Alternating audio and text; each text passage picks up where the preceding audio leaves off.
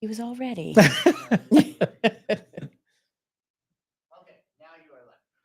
Thank you.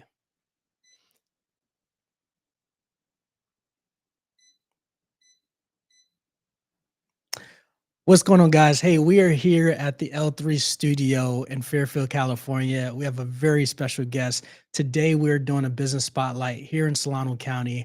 And I'm excited to introduce Ms. Natalie. And so with that being said, I want to go ahead and read a little bit about the organization that she's a part of, and then a little bit about Natalie.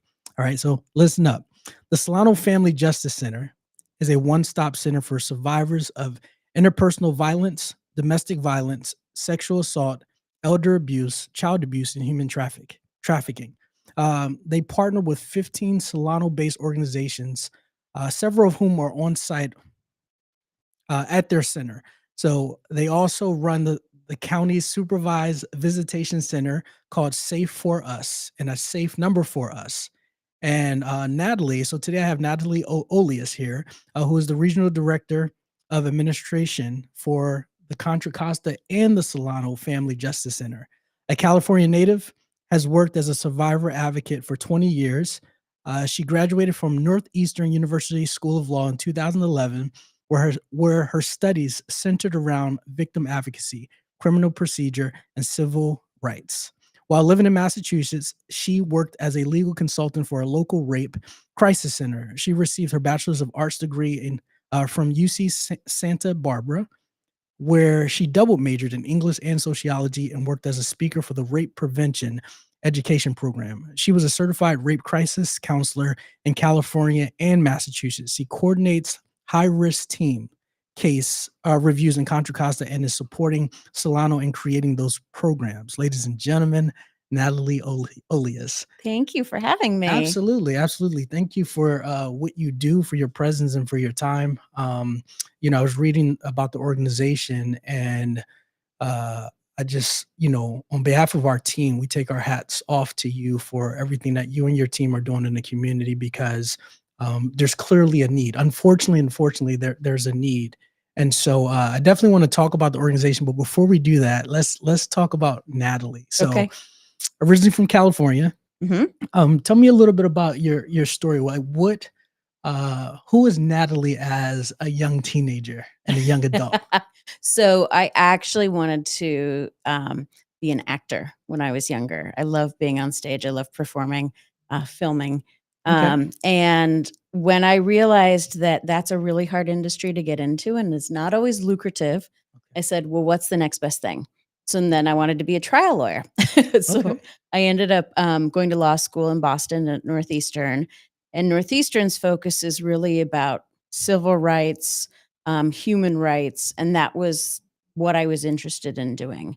And my passion for working with interpersonal violence survivors, domestic violence survivors, sexual assault survivors really started in high school.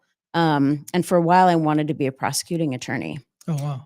So went to law school, survived those 3 years, and then worked at a local rape crisis center for a little bit, and decided that Boston was really cold. Yes. And growing up in California, we don't know snow as much. Right. So ended up coming back here, and then I was fortunate enough to actually start as a volunteer at the Family Justice Center. So we have 5 locations. We've got one in Solano and Fairfield. And then we've got 4 locations in Contra Costa. Okay. And, I was really interested in the work that the Family Justice Center was doing. It was 2015. They had just opened up 2 locations in Contra Costa. And I said, hey, do you all need volunteers? And that's how I started there. Wow. So yeah, it's been 10 years since I've been with the Family Justice Center. So from a volunteer to regional director. Yeah. That's awesome. So I want to kind of go back a little bit. Okay. So in high school, you said you had an interest in civil rights. Was there a specific moment, or was there what sparked your interest in that? Because that's not generally a popular topic with high school students. Yeah. Yeah.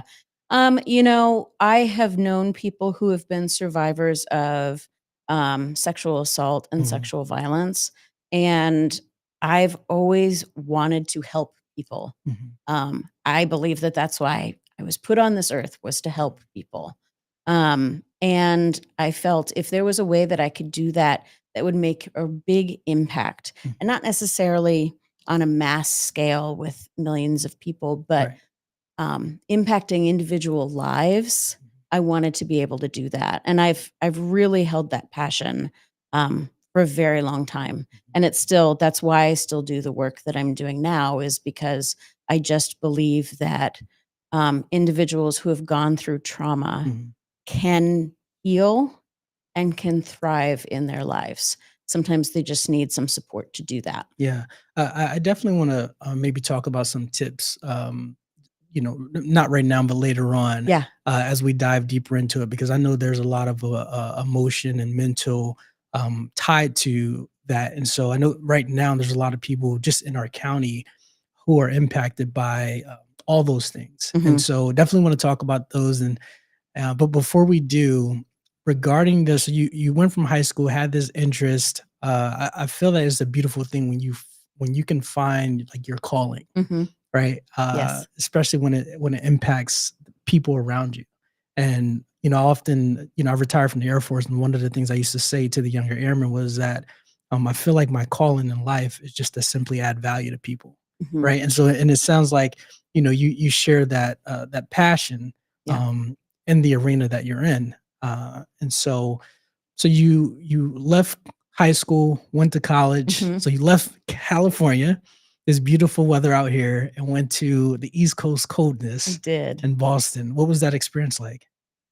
It was great. Well, I went to school in Santa Barbara for undergrad, and so Okay. more beautiful than the Bay Area, with perfect weather and the beach you can see from the campus. And I actually interned with the district attorney's office down there.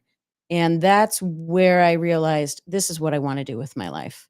And I was fortunate enough to be able to intern there all 4 years of college and really get an understanding of how a prosecutor's office works, how the criminal justice system works, and get a sense of the impact that it has on survivors or victims, whatever term you prefer using, that they need a lot of support going through that process. And I believe that in order to make the best decisions for your own life, you have to have the right tools, right tools, right tools, right tools, right tools, right tools, right tools, right tools, right tools, right tools, right tools, right tools.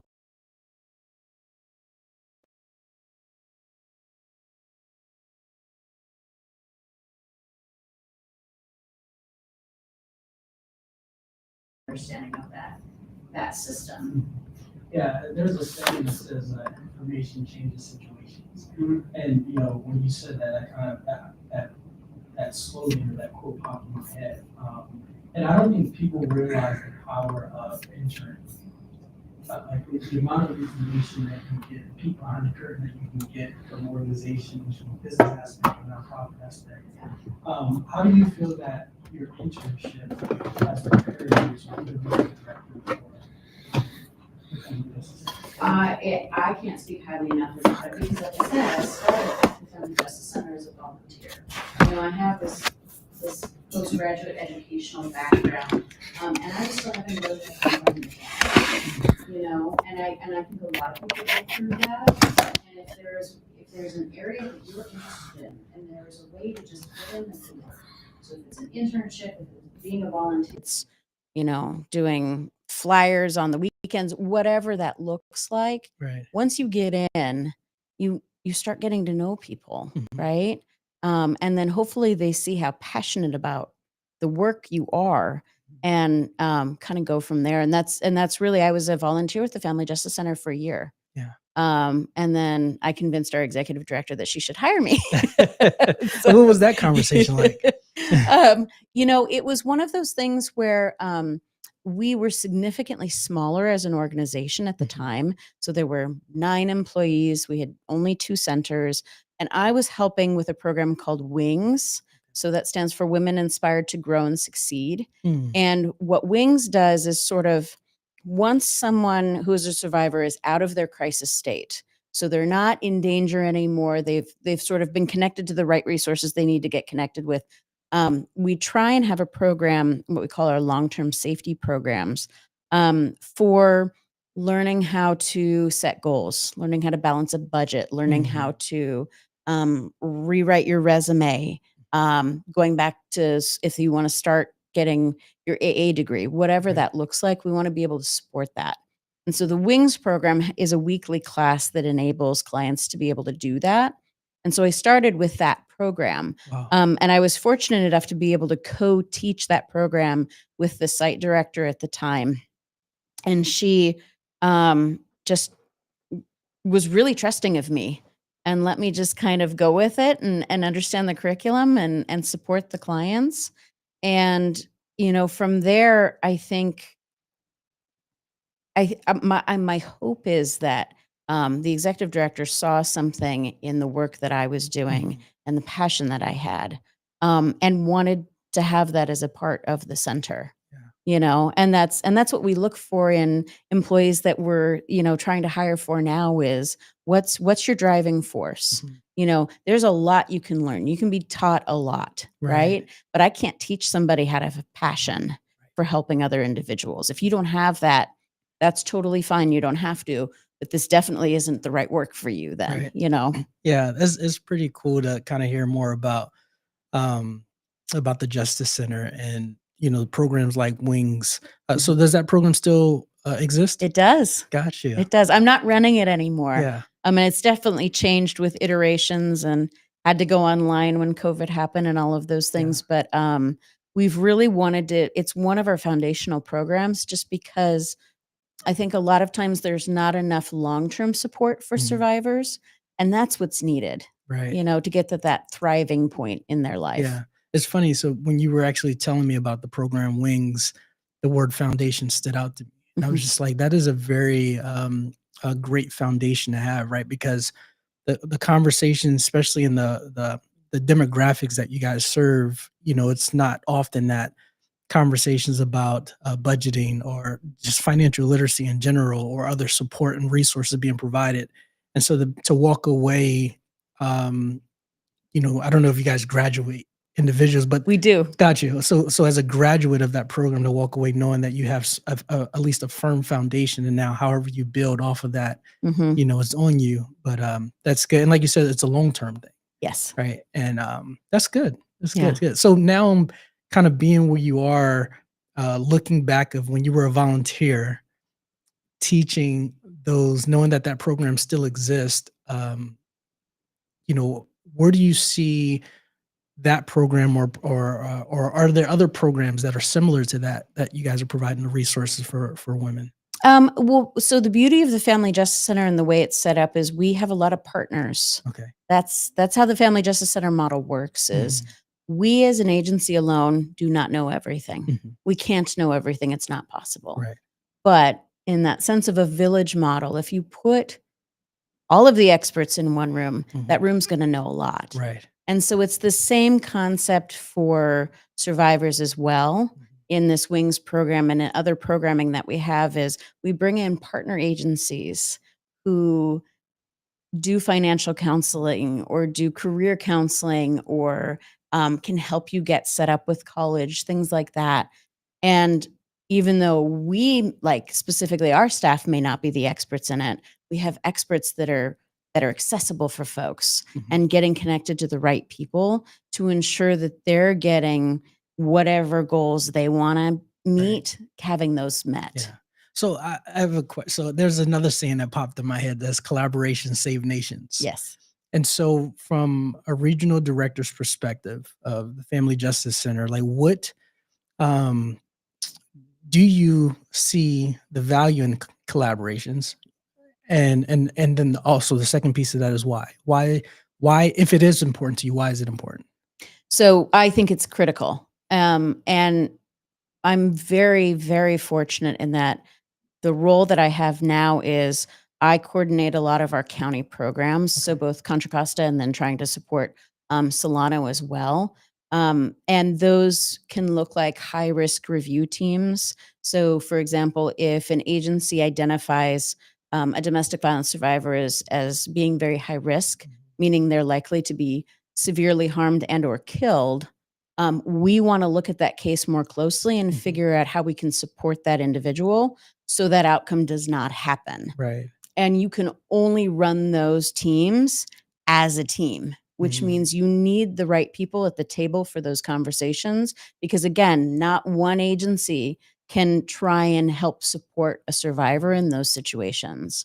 And so I have been extremely fortunate in that I've been able to build the relationships needed to have those conversations. There's a lot of trust building that happens too, because sometimes collaboration is not always easy, Right. you know? And every agency and everybody that comes to the table might have a different idea of what support is going to look like for a survivor. But at the end of the day, in those collaborative meetings, what I know is that everybody who's at that table wants to help that person, right? And that's the most important thing. And that's the beauty of just being around a table and going, "Yep, we can connect them to this, and we can connect them to this." It's incredible. Yeah, that's powerful.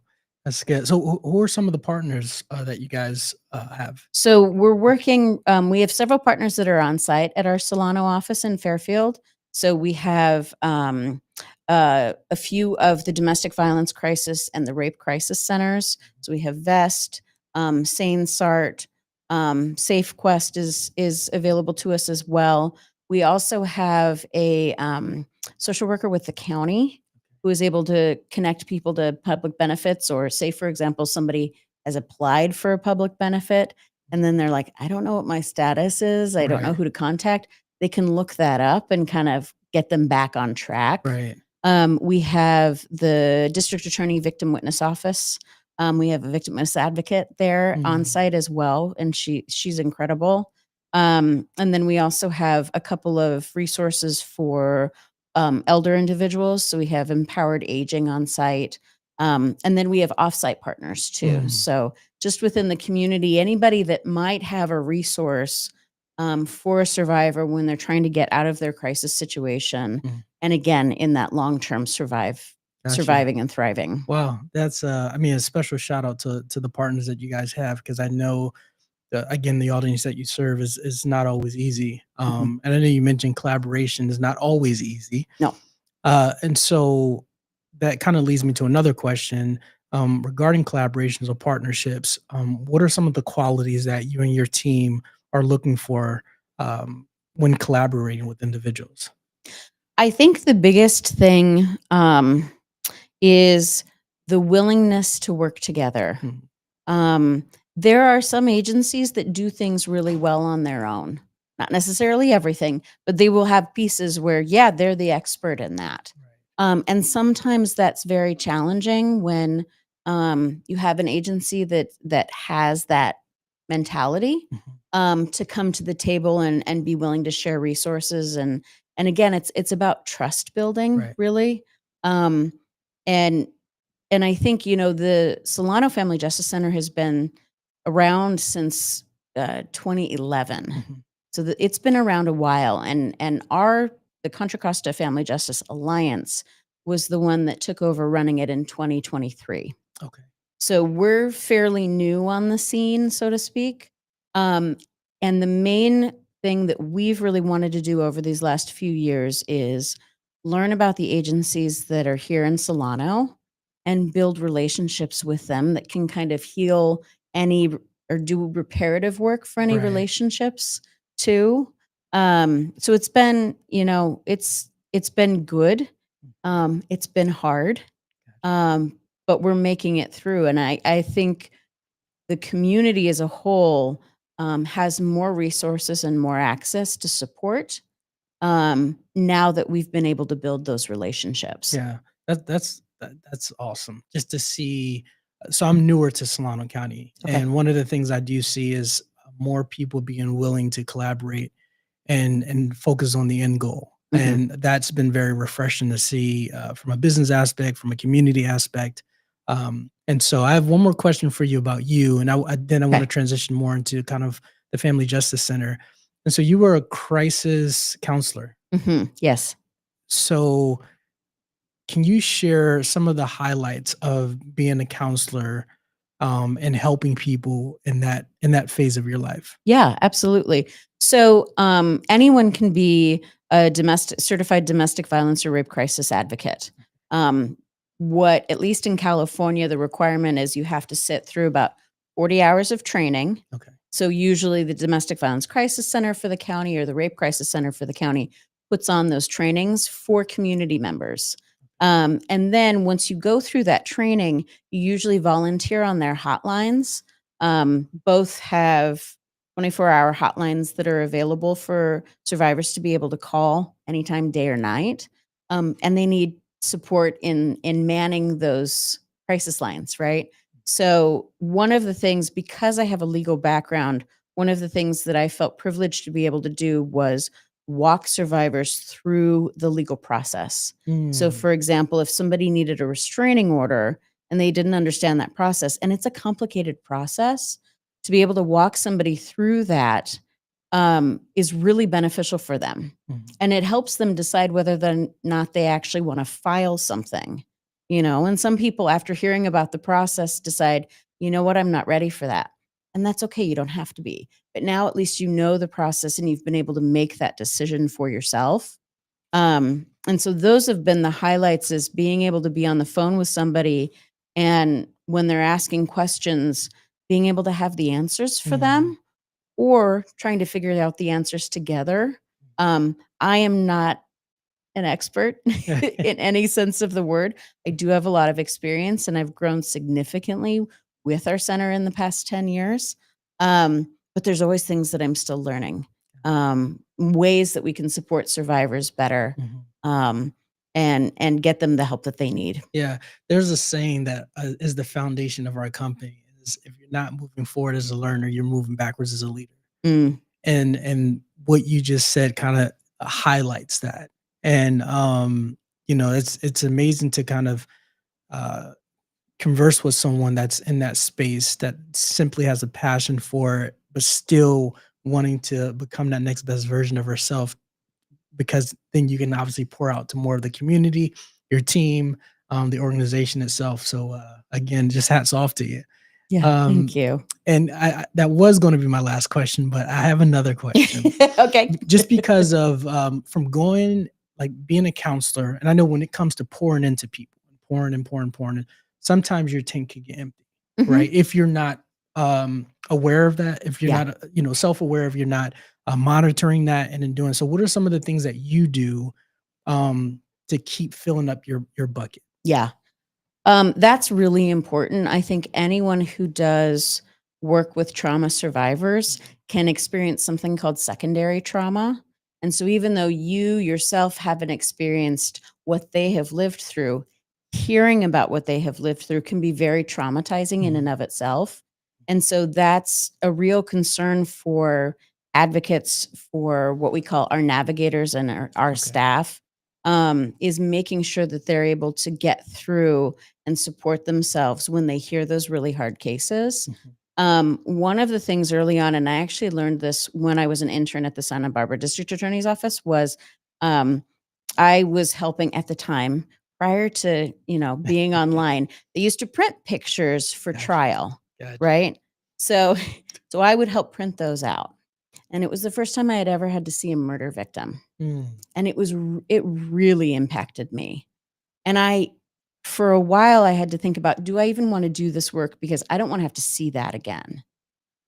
And I realized the only way I was going to be able to help that family, I had to look at those pictures. Mhm. You have to do it. Right. And so it's pushing yourself to an extent, and then also recognizing, okay, this is as much as I can take for today. I'm gonna take a break. I've found little things really help. So I coordinate the Contra Costa Domestic Violence Death Review team, Okay. and so those cases are really difficult to talk about and work through with the team itself. And one of the things, this is so silly, but little self care things that you can do. So one of the things that I do is when I'm done with a meeting like that, I actually go and wash my hands in really cold water, because it brings you back into the present instead of thinking about what you've just heard or what that person has been through. And it kind of centers you for a little bit. But anything like that, everybody has a different technique that they Mhm. use. And the hope is that you are working for an agency that respects that you need to be able to set those boundaries. That, for our staff, we have made it very clear if when you walk out of helping a client and you're like, that was a really hard case, I need a minute, Right. go take a minute, go for a walk, go do lunch, go, whatever you need to do to sort of recenter yourself and just get through that. We want to make sure that folks can do that on our team. That's good. No, that is very good, and I think it speaks to the leadership quality that you have. Because obviously, one of those qualities is being able to recognize when your team needs to take that knee, or when Hmm. you, as the leader, need to take that knee so that you can keep pouring. So that's good. That's good. I've never heard I've heard of cold showers, like Hmm. doing cold showers first thing in the morning. I've never Yeah. heard that technique. I'm gonna try that. So Contra Costa Solano Family Justice Center. Yeah. Can you talk a little bit more about the mission? Yes. So we serve what we call interpersonal violence survivors. So, as you mentioned, it includes domestic violence, sexual assault, child abuse, elder abuse, and human trafficking survivors. And the goal of the center is to support survivors in getting connected to the resources that they need to get connected to get through that crisis situation. The way we do that, the fundamental model of a family justice center, and there are 28 of them in California alone, is this partnership model, is Okay. having partners on site that are accessible. Mhm. And the way our family justice center is structured is we have what we call navigators that meet with clients. So I tell people, think of navigators like a GPS system. Say, for example, you need to drive to San Francisco, but you have no idea how to get there, right? Mhm. You're going to rely on your GPS system to show you how to get there. It's the same thing with a navigator. Client will come in, fill out some basic information, and they're going to go and sit with a navigator and going to explain their situation and say, this is what's going on with me. And the navigator is what we call a resource expert. So Mm. the navigator knows as they're hearing the client speak, okay, they need connection to an attorney, they need connection to therapy, they need whatever it is that they're coming in for, and everybody's situation is different. And the beauty of the Family Justice Center is, or if it's working correctly, Mhm. having that partner on site instead of just giving somebody a phone number and say, here you go call that. Mm. Gotcha. We don't want to do that for folks. Right. They're already in crisis, right? And it took a lot for somebody just to be able to walk into our front door. It takes a lot of courage to do that. And some people may never be able to, so they can call instead. Mhm. Um, you know, but getting that connection to a real person Yeah. is critical. And it's more likely they're going to be able to get the help that they really need Right. by making that in-person connection. Right. What are some of, like, as a navigator, what are some of what are some of the conversations like when they get that call or they meet the individual that they need to help who they don't even know? And Mhm. I know the something you mentioned earlier, something that you can't teach is the passion. So I know having the passion in this, within the clientele or the people that you guys serve, Mhm. it could be easy to simply build that rapport. But what are some of those conversations like? Well, so when somebody walks into our center or calls our center, the likelihood is they've thought about calling us and getting help. It's not, nobody does it by accident, right? Mhm. So they're going to have thought, okay, I think I need this help. This is my situation. I'm going to call this place. I'm going to see what they have to offer. I'm definitely not going to show all my cards right away. I'm not going to tell them everything that's going on, but I want to see if they're going to be able to help me, right? So automatically our team knows that when somebody comes in, there's a little bit of that guard up. Mhm. But what also happens is a lot of times, especially for survivors, a lot of it's what they've experienced is hidden, right? Because we Mhm. know in our society you're not supposed to talk about, family violence that's going on in the home, Mhm. or you're scared to talk about it. If there's child abuse in the home, you're scared kids might get taken away or whatever it is. So there's a little bit of relief, I think, for survivors too that walk in because they can actually tell somebody what's happening Mm. and in a judgment-free zone. So that's how we really approach it, and that's when I first got hired after my volunteer work, I was a navigator. Okay. And so I worked with clients and would just sit with them and kind of explain, this is what we do, this is why we're here. Mhm, And then I kind of let people just talk. mhm, Like what we're doing right now, just tell me your story. What's mhm, going on? And as they tell me things, I'm listening for where can I connect you to? mhm. What do you need help with? Right. I would say the number one needs that survivors usually express are with legal support, with mental health support, and Mhm. then with housing. Those are the top three every Gotcha. time. And so knowing that, we've really structured our programs to make sure that we have those resources available for survivors. So they're not walking into a center and then going, why did I waste my time? You don't have anything to connect me to. Right. You know, Yes. we don't want somebody to experience that. Yeah. And so it seems like you guys are taking, and this is what I like about business, right? The business side of it, like being able to look at the data and see how can we improve based off of the people we serve, right? Right. Like taking that information and digesting it, and to be able to provide the services that you guys do. I think that it's really good that you just kind of highlighted, "Hey, here are the top 3 things that we know," because now, the future of what the organization looks like can be based around that framework. Mhm. And so are you guys often looking at, data, to help improve your guys' processes, or even your reach out in the community? Oh, yes. Yes, it's huge. I don't know the statistics for 2024 because the Department of Justice hasn't released them yet, Okay. but in every county in California, Mhm. every police department, law enforcement agency has to collect data on the types of calls that they respond to and the Mm, police reports that they write. So they collect that information on domestic violence and sexual assault reports that police end up writing up for mm. survivors. So I know in 2023 there were over 2,000 domestic violence related calls to the law enforcement jurisdictions in Solano County. Wow. There's about the same amount in Contra Costa, but the Contra Costa population is double Solano. Oh, So what wow. that means is you have about 500,000 people that are living in Solano County. Don't quote me on the Mhm. specific number. Gotcha. But twice as many people are experiencing interpersonal violence here. Mm, And so by looking at that data, one, we need to figure out, okay, what are the most needed resources? And that's where the outreach comes in, mhm. is going out, talking with other agencies, going to farmers markets and community fairs Right. and all of those things and having a table and say, hey, we're here, Mhm. partnering with, the courts have been a huge partner in establishing the supervised visitation program that we Oh, have. nice. So, and then we partner with the DA's office and several law enforcement agencies as well, even the public defender's office, right? Because it's all interconnected, Mhm.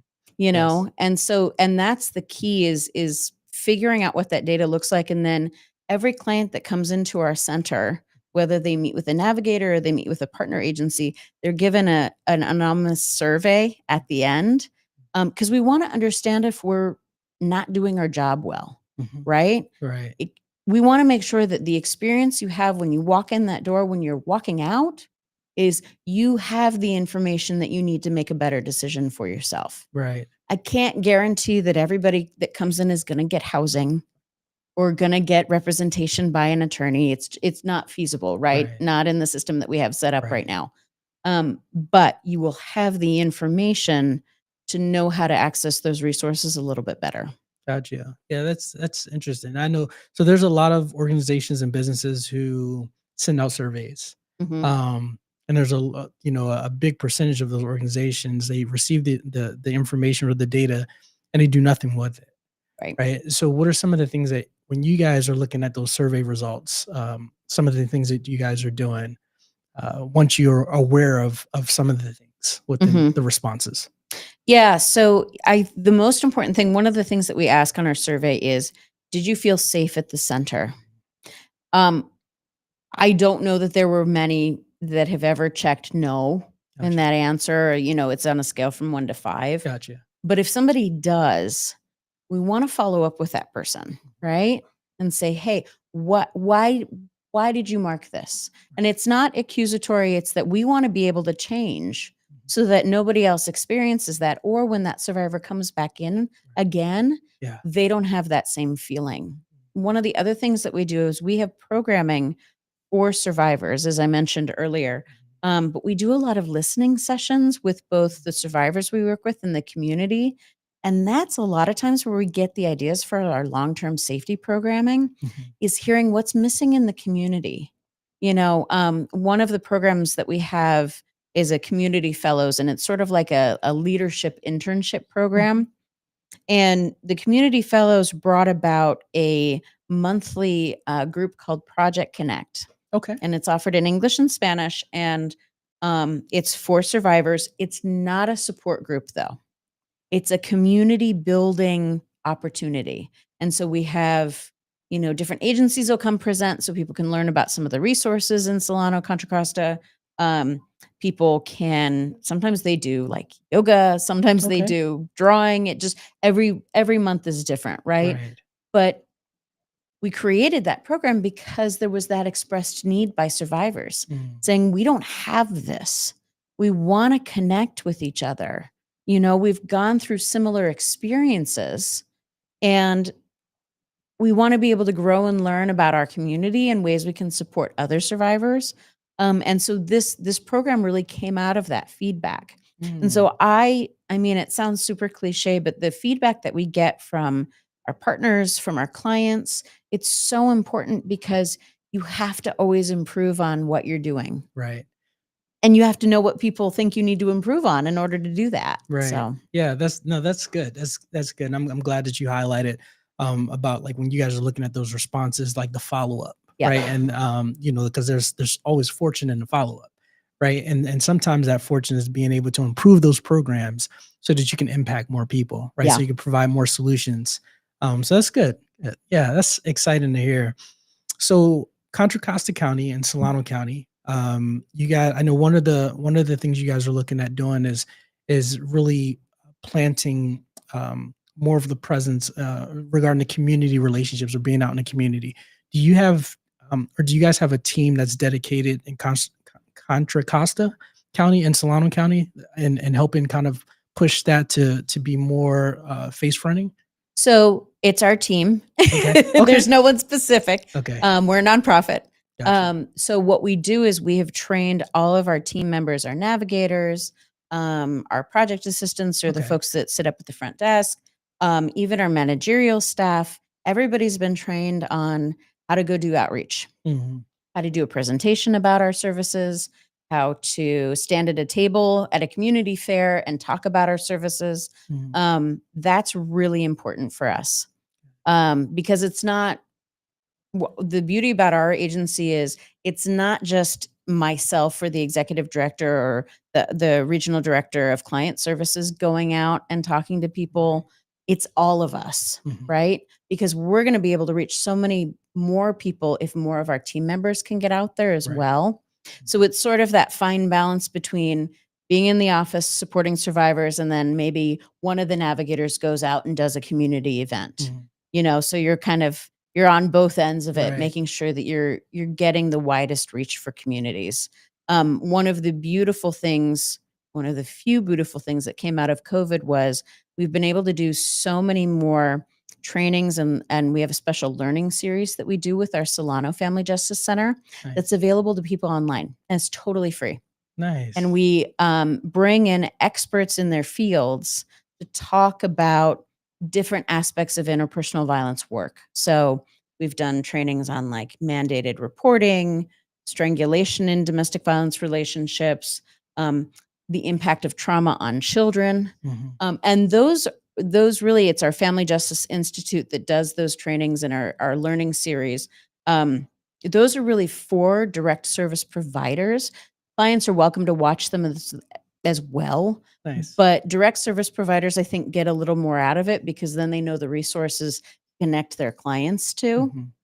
And so the beautiful thing is all of those are online now and on our Okay. YouTube page, and they're Okay. totally accessible for free for people. So if they want to go and watch something, maybe somebody needs to learn more about elder abuse Mhm. and what resources are out there. Right. You can go to, Coco Family Justice YouTube page Okay. and I just was put just it about in to the ask, like, little, how yeah. got you. And search it, and all of the videos pop up for folks. Got you. So you said, so if I'm searching for it for searching for the videos on YouTube, you says Coco Justice? Coco Family Justice, Okay, and it should got you. pop up. Is Yeah. that for Contra Costa? It's for all of it. Okay, So our overarching, this is probably more information than needed, but okay. our overarching organization is the Contra Costa Family Justice Alliance. Got you. But within that, we have the Contra Costa Family Justice Center and the Solano Family Justice Center. That's awesome. So So 2011. So it seems like there's been some expansion since yes. from going from a volunteering for a year to being the regional director. Yeah. That's awesome. That is awesome. So what is the future of? So I won't even just say the future. I'll be more specific. The next 12 to 24 months of the organization. What does that growth look like? Yeah, we had in this past year in 2024, we had I want to say it's over 1,600 clients that came Wow. in just 1 year. Hmm. And with those clients, the majority have families, they have children who are also getting services or needing services from us. And so, really, it's figuring out a focus on mental health, specifically mental health for children, and resources available for that. The beauty of the programs that we have is they don't bill to insurance. So, all of our mental health supportive services, you Hmm. don't have to have insurance. You Wow. can have insurance, either one. And the same for all of our services. They're totally free. Hmm. So it's building more awareness for folks because there's always somebody who hasn't heard of us before. But it's really focusing on supporting families that have been impacted by violence. And that's one of the things that is the beauty about our supervised visitation center is we're supporting the whole family. Hmm. So individuals that have caused harm in a family, and then the victims that have experienced the harm in the family as well. We're supporting everybody in that, right? Wow. Because everybody needs support in that. And that's I think the thing that has changed so much with work for interpersonal violence Mhm. is this realization of families want to stay together. Right.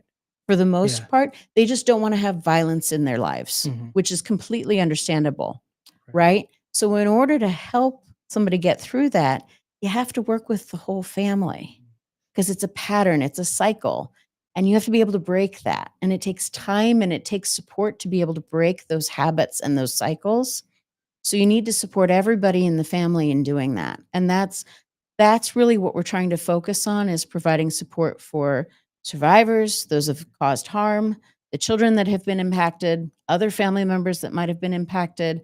Um, we really want to have all of those angles met.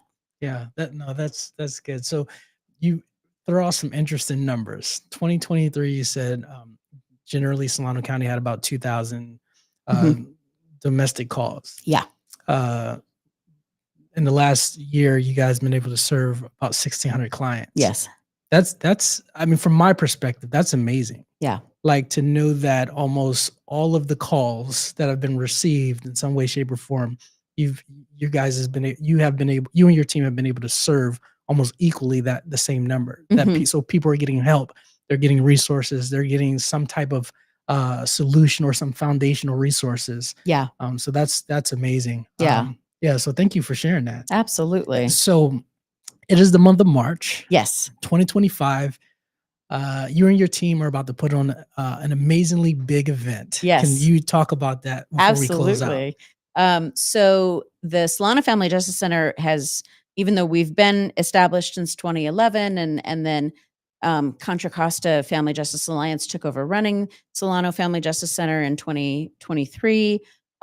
We are going to be having our first annual fundraiser, Hmm. and so we're thrilled about this opportunity because all the community can come to it. It's not just for survivors, it's not just for direct service providers, it's for anybody in the community that just wants to hear more about the services, and really celebrate the work. Mhm. This is a joyful event. Mhm.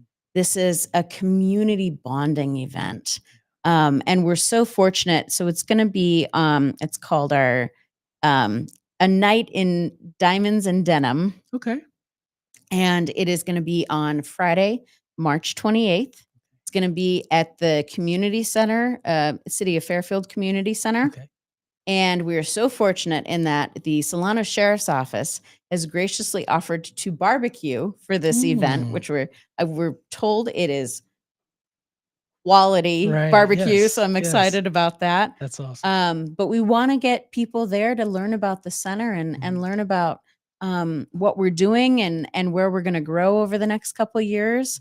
And just celebrate the support. You know, there's been so many community members and agencies and county agencies that have really supported this development of the Family Justice Center and where it is today. And we want to thank people for doing that because they're making an impact in individual lives and they may not even realize it, you know, so we want to take a moment to reflect on that too. So it's going to be a great event. I'm so excited about it. Good. And just, I want to invite anybody to be able to come and see what we're all about and have some good food while you're at it. Absolutely. So, and this is March the 28th? March 28th. Yes. Okay. At 5:30. 5:30 in Fairfield, California. Yep. At the Fairfield Community Center. Yeah. Awesome. Awesome. Awesome. I definitely look forward to being there and supporting. With that being said, is there any, feel free, this is your camera.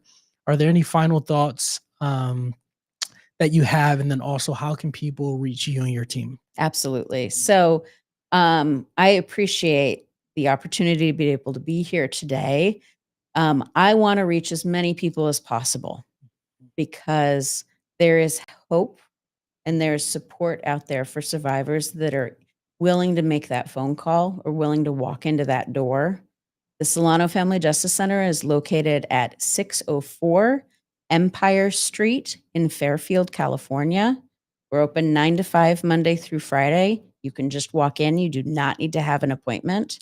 But there is hope and there is help out there for you. And if you're still unsure about even receiving services, come to the barbecue, come to our gala and see what we're about. And for community members who are fortunate enough to have not experienced interpersonal violence, we would love the support and showing up at our fundraiser and just having a wonderful celebration of the work that's of all the partners that we've been working with. Well, Natalie, on behalf of our team at the L3 studio, I do want to say again, we take our hats off to you and your team for everything that you guys do in the community and restoring hope, right? Thank providing you. the foundation, providing the resources to the community of folks who need your help, and or also reaching out to folks who may have experience and want to just add value to what you guys are doing with the mission. Yeah. So again, Natalie, director, going from volunteer Yes.